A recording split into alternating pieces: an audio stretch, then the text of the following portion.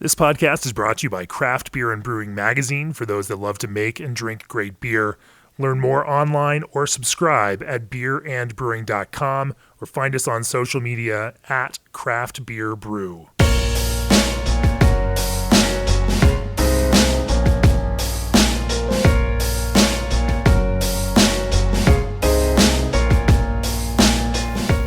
Hi, it's John Hall, and I am in Connecticut this week at the Two Roads Brewery, which is in Stratford, right off of I-95.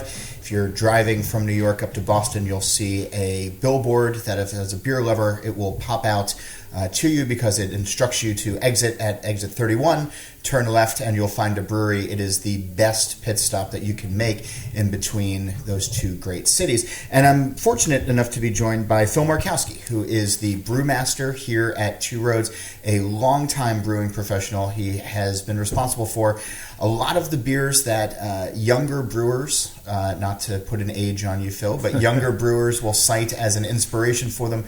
I think most notably Southampton Double White, Southampton Wit that came out years ago when you were at another brewery. But now, here at Two Roads, you're wearing sort of two different hats. As one of the founders here, also as a brewer for the Two Roads brands.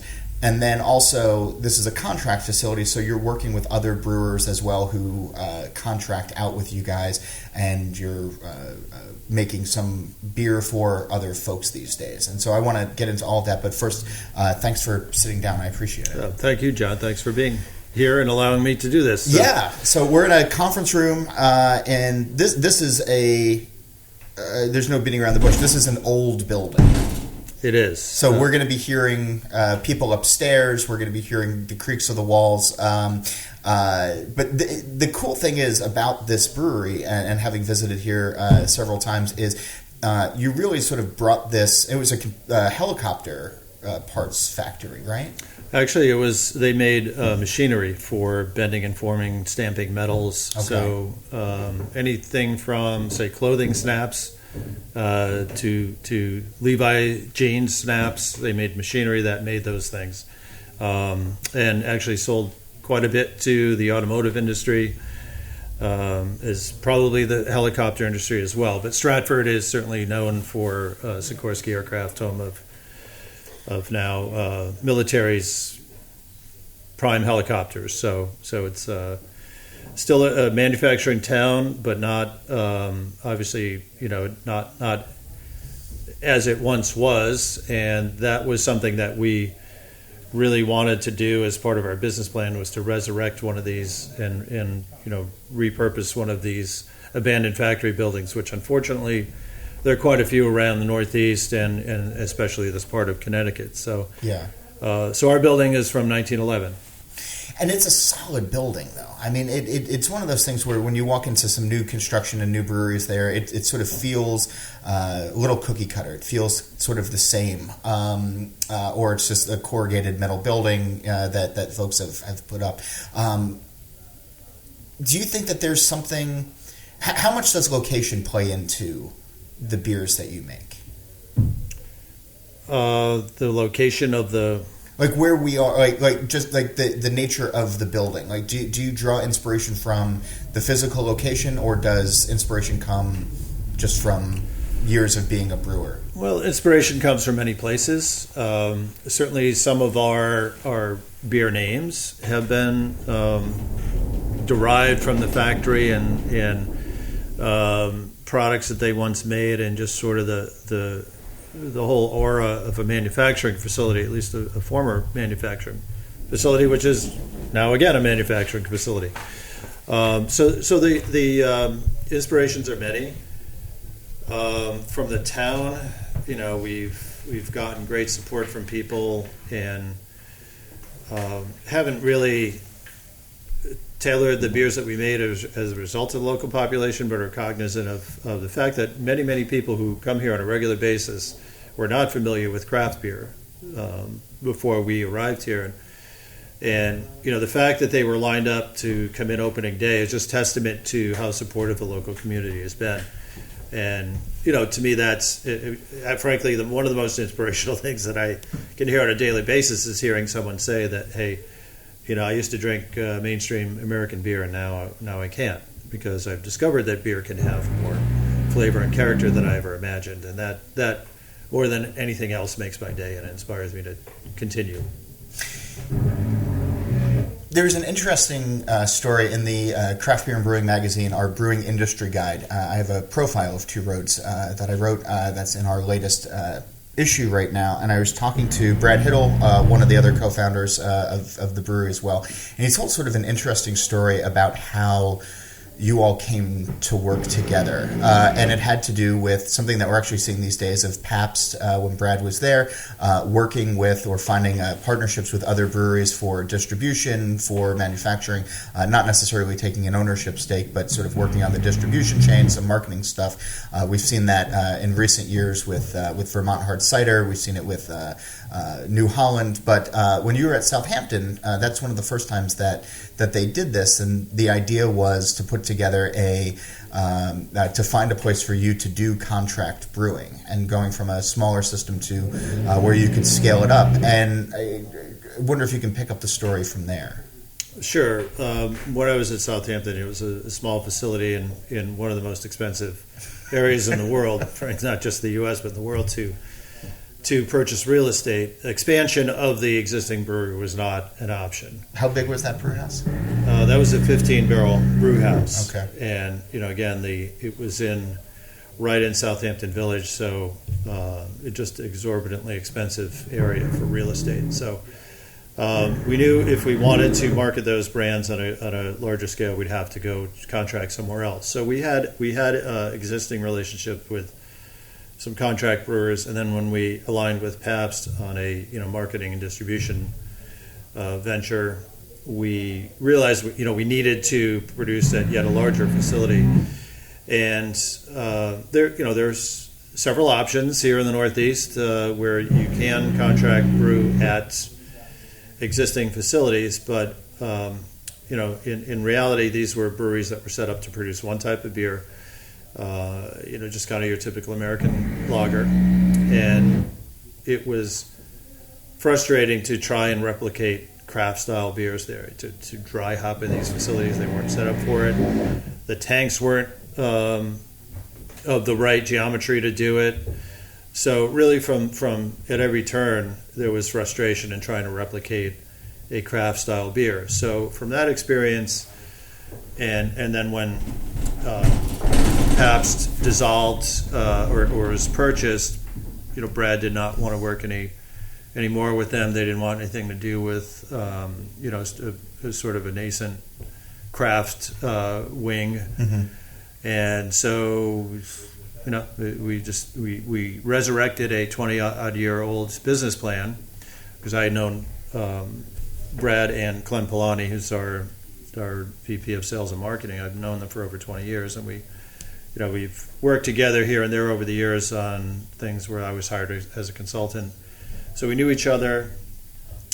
Fourth partner is Peter During. He's our CFO.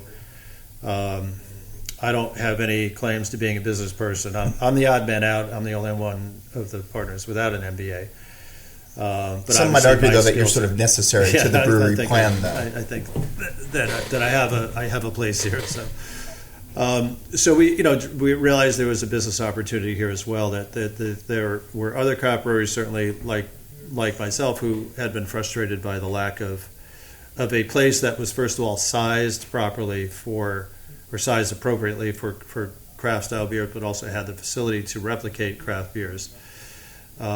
Reality is most of these breweries that got into contract brewing did so as a means of survival. They reluctantly got in.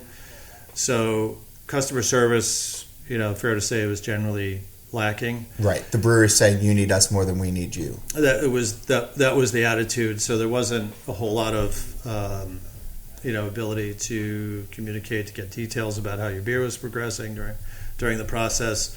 So we knew we needed to improve on that and really set up a business from the get-go that was not only open to contract brewing, but was actually dependent on it. And from our point of view, we've all heard umpteen stories where breweries open up and then outgrow their facility and have to either purchase or relocate to an entirely new location or expand their existing. We really wanted to avoid that. We wanted to build it once, which meant build it big, and start off with contract production, which would always be part of our business plan, while we grow our own brand. Contract brewing keeps the lights on. And it also filled a niche that frankly turned out to be much greater demand than we thought, where there's many more people interested in craft style contract production. Sure. Well, 5 years ago when you opened, it's when we really started to see just the ramp up of more and more breweries open. You guys sort of opened at the right time. We did. That was by dumb luck, I'll confess, but that did happen. That the craft brew wave in Connecticut in particular was finally hitting Connecticut. I started my career here 29 years ago, and just never, was always envious of other markets that, where the population embraced their local breweries. That just didn't happen here until around the time we opened, which was, again, it was just our good fortune to time things that way. But we did recognize an opportunity to construct a facility that would be state of the art in a 100 and some odd year old building, right? And the demand was far greater. So we've what's capacity here? On paper, our capacity is just shy of 200,000 barrels. Okay. But the brewing business, you don't brew the same. The demand for beer is not the same in January as it is in July. So you have these seasonal spikes that max you out during the warmer months, and then you tend to have a little spare capacity in the winter months. So that's a factor in how much we produce. But we expect to produce a little over 150,000 barrels this year. And that's combined between... That's combined between Two Roads and contract. And so I found it interesting. We're seeing this more and more these days, where there's stores coming out with, even if with AB purchasing some smaller crafts, people are saying, oh, well, they're just going to send all this stuff to Newark or Merrimack or wherever. But you're right that these breweries were designed and have morphed into the years to make one style of beer. And so it's harder to make a double IPA on a system. It's almost impossible to make a double IPA on a system that is designed for the American adjunct lager. So when you guys opened up, you had that in mind. And I believe it was you who told me in this piece that it wasn't, hey, let's open up and 6 months down the line we'll get a canning line put in, or 6 months down the line we'll add a centrifuge or whatever. It's, you wanted everything right off the bat so that you could be pretty much everything for anybody's needs. Correct, and that's another lesson we learned. Contract brewing in other facilities, that people want the ability to do different shaped labels. They want the ability to fill different size packages. So we knew we needed to be versatile and offer versatility, and that was something we built in from the beginning. And it I think it's paid off. We have 12 customers now, soon to be 13. We've gone back and forth. People have come and gone. We've filled a temporary need while somebody's installing a canning line themselves, or revamping a bottle filler, or simply have completed an expansion. So that's completely understandable and part of the business that people come and go. But again, we always expect contract production to be part of our business profile, and we strive to keep our customers happy, and part of that is just having a lot of flexibility in our equipment and in the packaging styles and types we can do, and we expect to maintain all that and sustain that. So for drinkers of a certain age, the word contract was a dirty word. And I've even talked to people who have started up contract breweries in a similar vein to what you did a few years back, and people who started around the same time, and they even chafed at the word where they're like, well, we're a partner brewery, just because the word contract did have this sort of negative connotation from the early days of craft, where like, oh, you don't have your own brewery, so you're not a real brewery. And there were drinkers who would rebel against this. There's other brewers who would rebel against this. What has changed since those days, where now people don't? I don't think that the general drinker minds that they can drink Chris Loring's beer from Notch either at his brewery in Salem or that is made here. And same thing with some of the other breweries that you guys do, with Lawson's, for example. People are just happy to have more of the beer these days that's out there that is contract produced.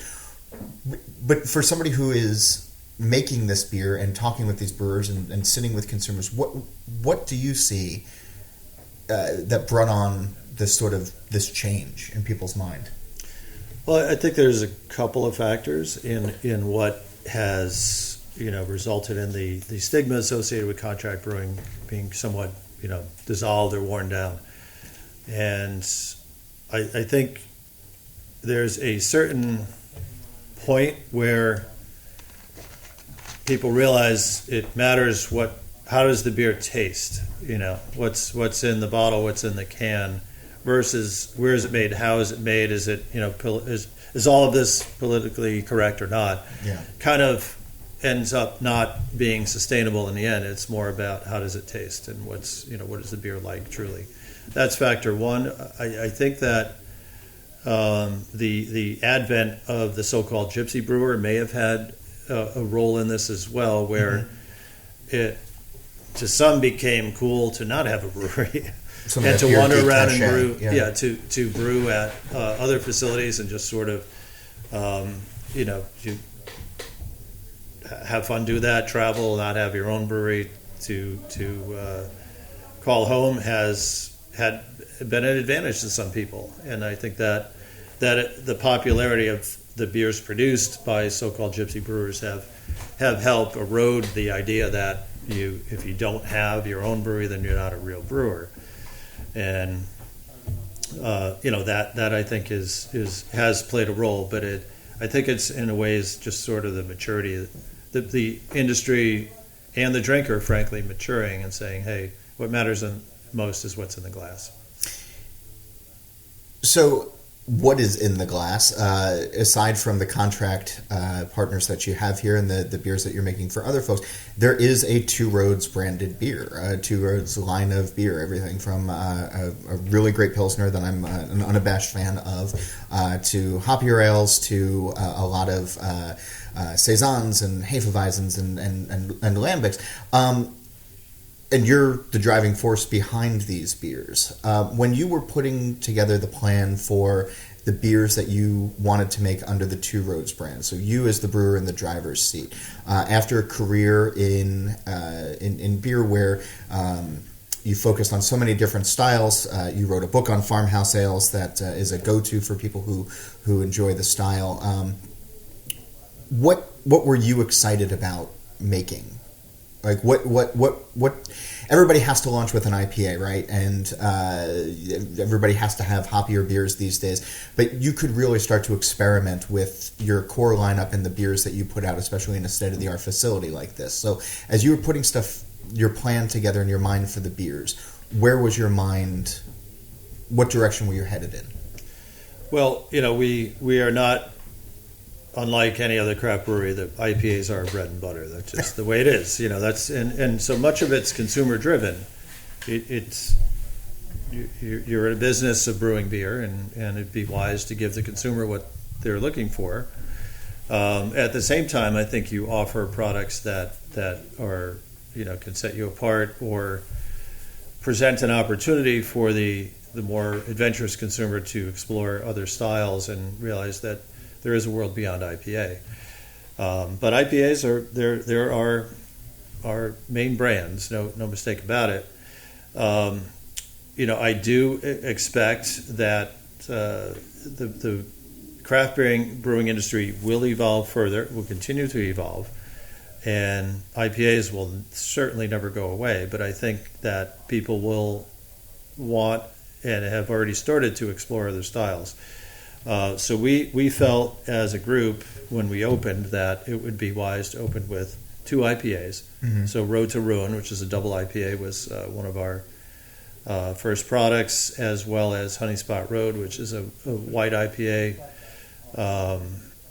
It's not what people expect white IPA to be based on the name, but it's inspired by a Belgian wit beer, so it's made with raw wheat, and we use varieties of hops that have a definite citrus component, so it mimics some of the character of Belgian white ale, but it's really about hops in the end.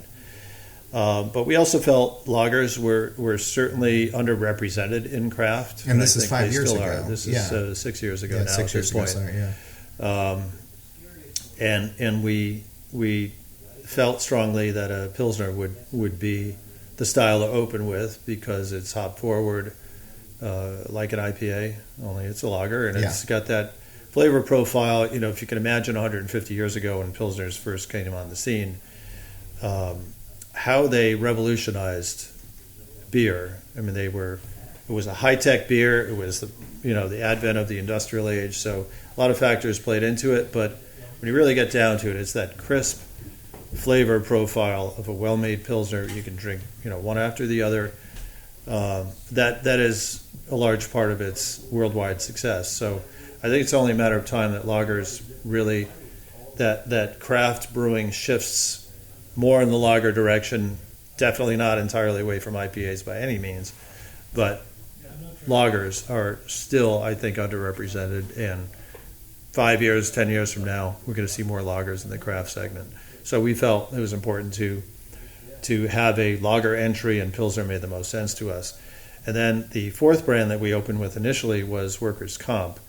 I have been somewhat typecast as a farmhouse sales guy, so that was part of it, but it was really the fact that farmhouse ales, saisons in general, were beers that were done seasonally, often in large format packages, and also often at higher than traditional alcohol levels.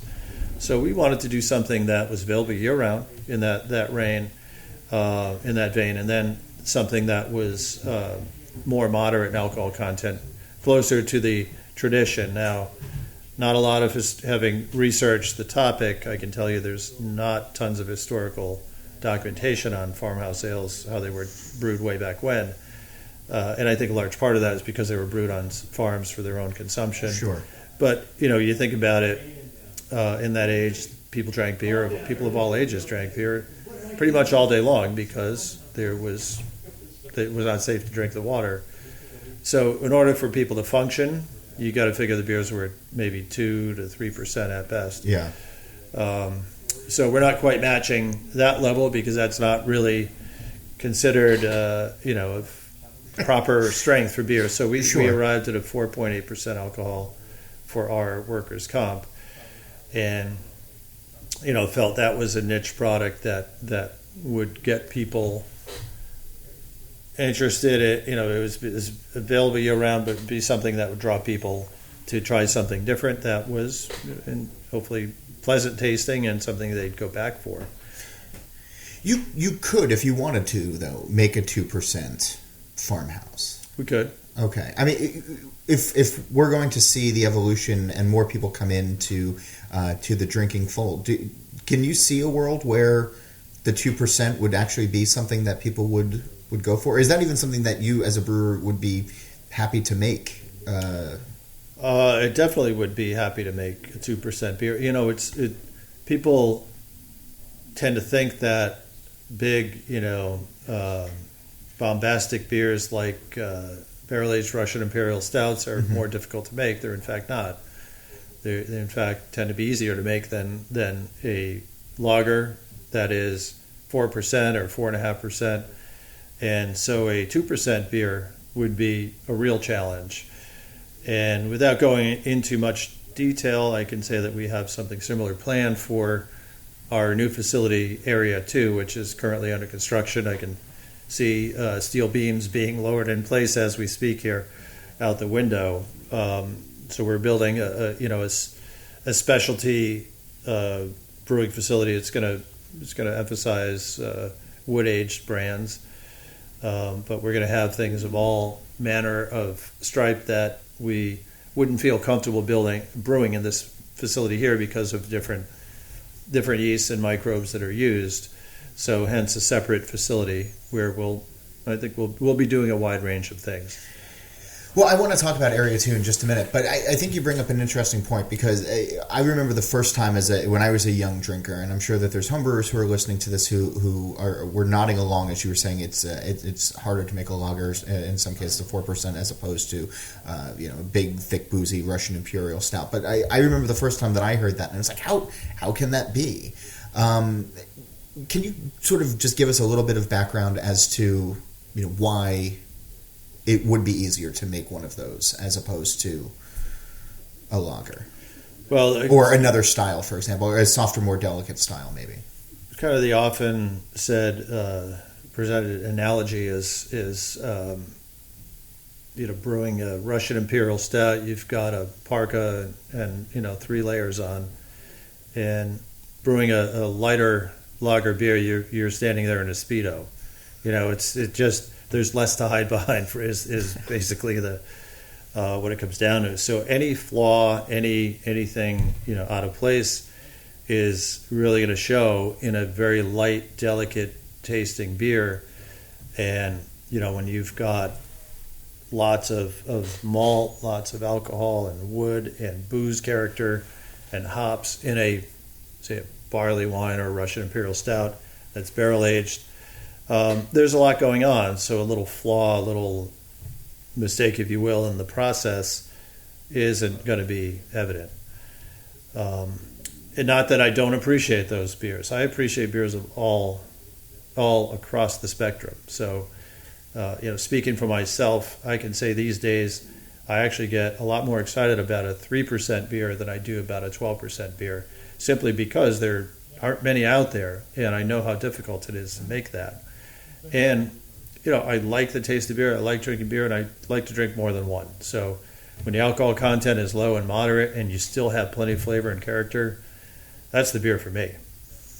Is there a style, I know you mentioned earlier that you're typecast, is there a style that you find yourself more passionate about than others? Is there a style that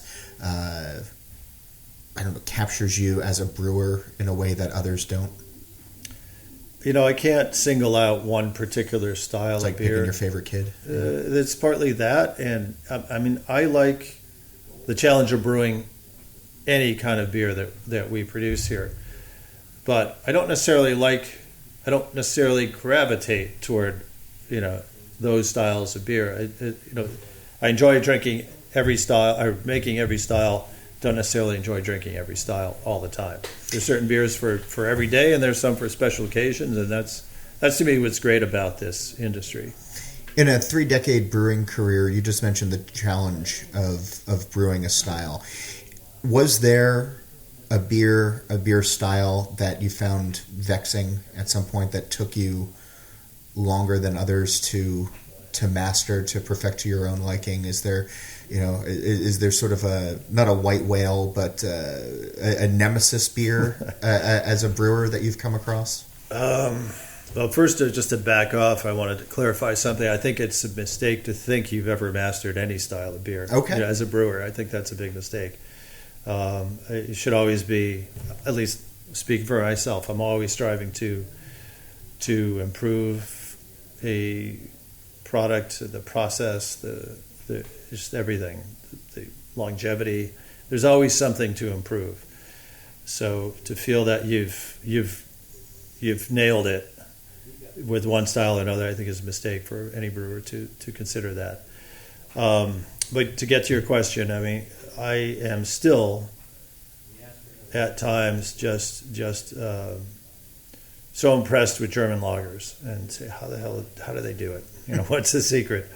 There's still always in pursuit of that sort of perfection of the right balance, super clean, just super nuanced lager beer, particularly something along the lines of a Helles, where you've got that back and forth between the malt and the hops, and you're never really sure which one dominates the other. I mean, that to me is almost an endless pursuit to try to get to that point. So that's one style I could pick out now, but God, there's just and you can pick out. There's just too many examples, but that's one that comes to mind for me, where I've been vexed by certain lager beers that I've had and just wonder how do they do it. So I want to switch gears, and a question that I get actually quite a bit is, do I think sours are going to be the next IPA? And I always respond with, if I knew that, I'd be doing something different, and I'd be at the track betting on the races, knowing the outcome.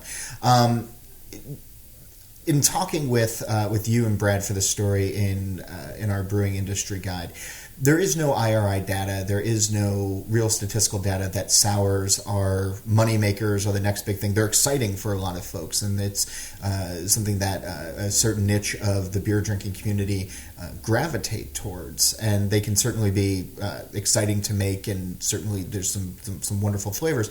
But with Area 2, which you just mentioned is going up in an adjacent facility, you guys are taking a pretty, I don't want to say gamble, but you're once again sort of betting on the future a little bit of where beer is going to be going. And what I find really interesting is there are breweries that talk about a wood program or breweries that talk about a wild program, and typically it'll be a couple of barrels that are stacked up in their brew house just by nature of the side. They don't have a whole separate area, or maybe there's a separate barrel house, but very rarely is there a separate facility. There are some breweries that we can point to, but usually it's part of an existing brewery. So one, why build a whole new area? And two, what do you hope that it will eventually accomplish in teaching people about wood and teaching people about what wild beer can be?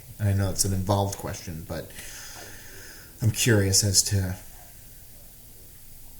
why. Yeah, well, we by building a 25,000 square foot facility at millions of dollars expense, we're obviously bullish on the future of specialty beers, which certainly sours, as they're loosely called, are a big component, but not the only.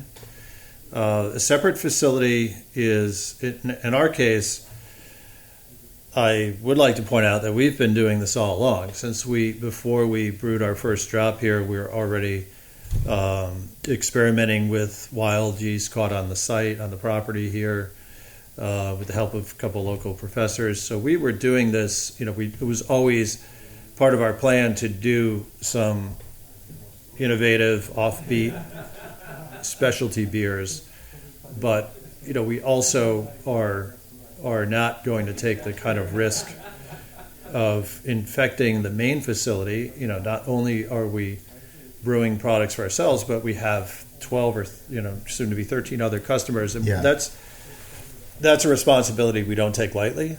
Other people's products and brands and reputation is on the line if we screw up. Yeah.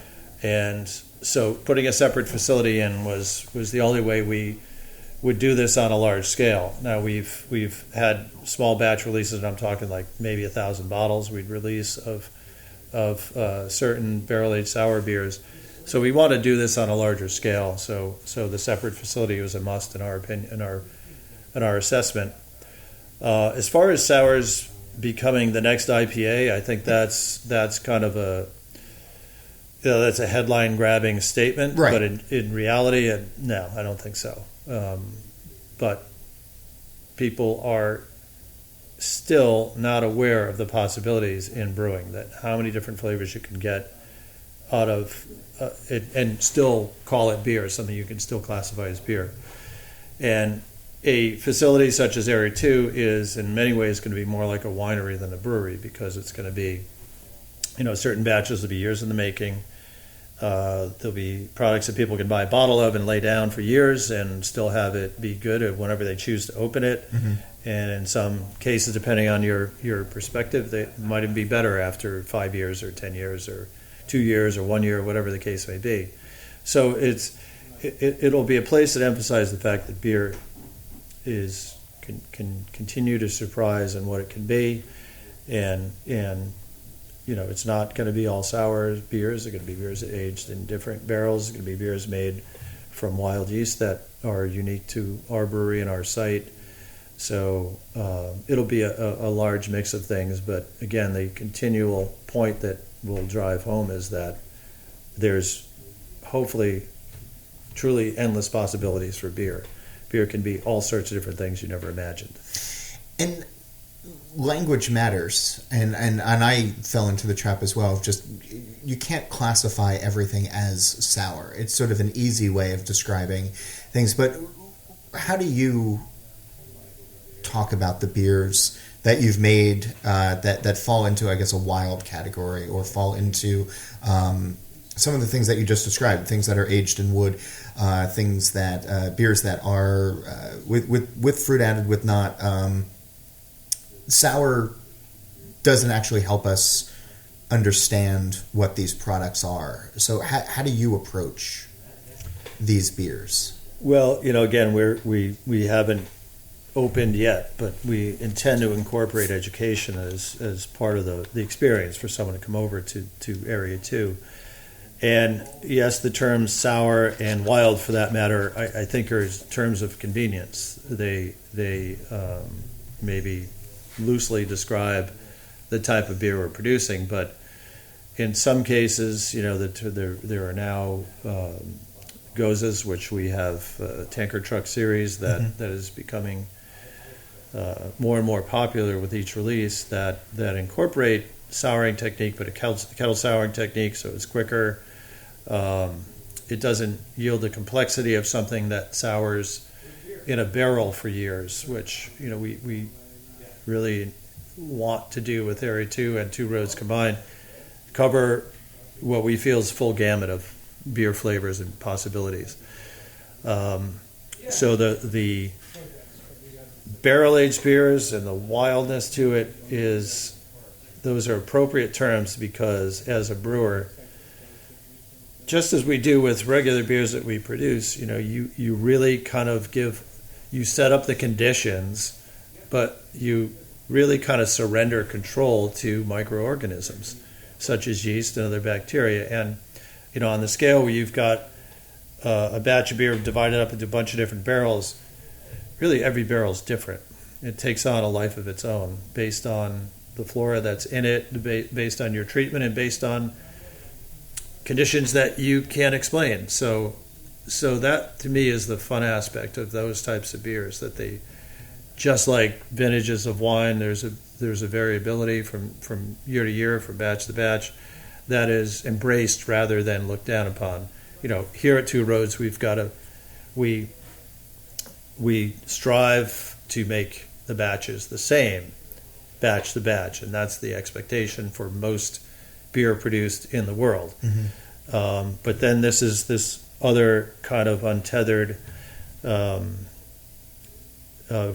of beers that are truly different and unique, and each barrel is unique, and there's a skill in blending the barrels together to achieve a certain uniformity of character that you're striving for, that you're targeting, that makes that fun and somewhat, I wouldn't say largely unpredictable, but there's an unpredictability to it that makes it challenging and fun as a brewer and as a consumer, where what nuance am I going to pick up today? It might be the exact same beer you had yesterday, a couple days before, but you do perceive it differently depending on the time of day, that what you've recently consumed. So there's just all of that is the fun of a specialty beer experience, and that sort of thing is what we hope to really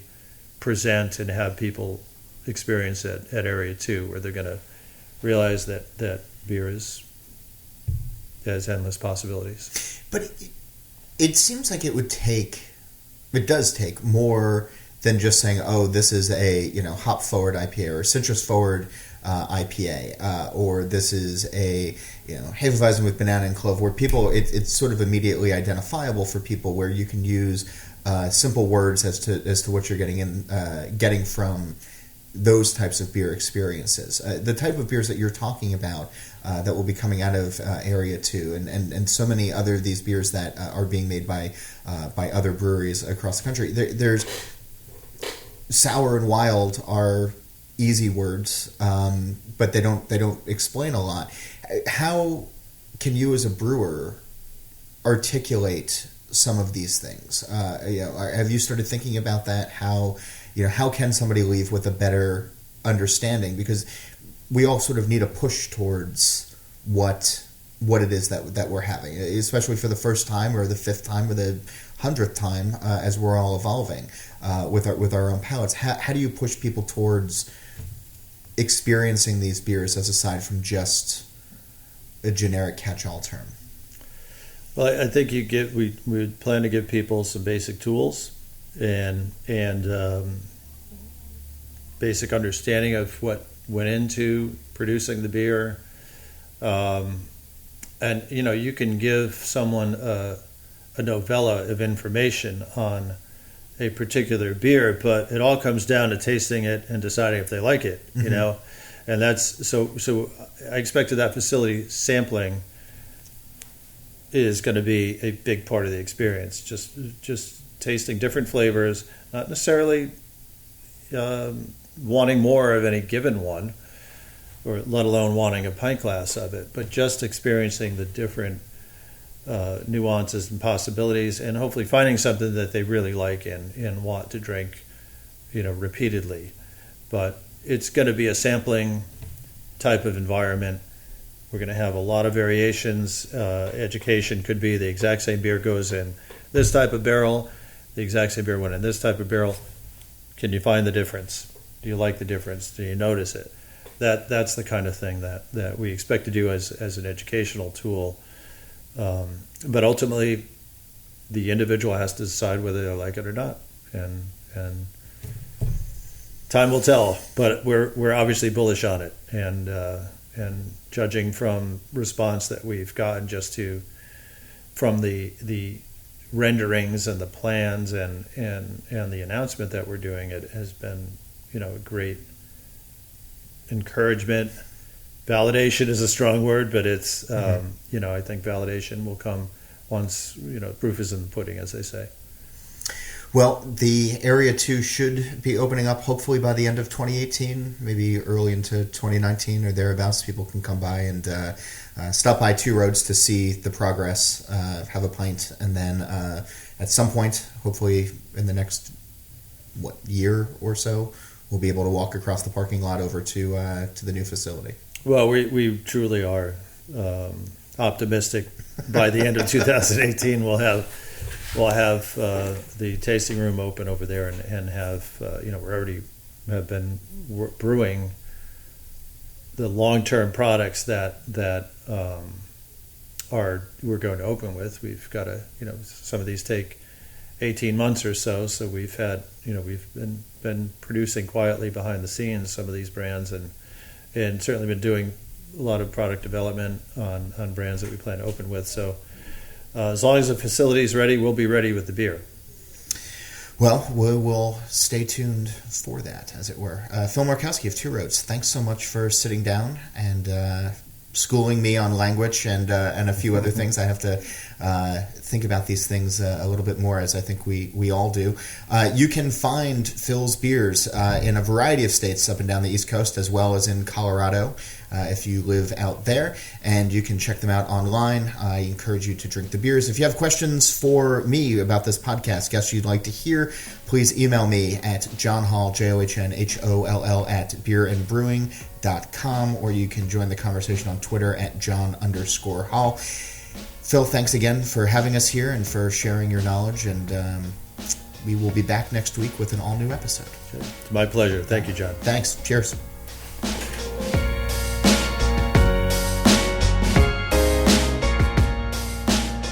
This podcast is brought to you by Craft Beer and Brewing Magazine for those that love to make and drink great beer.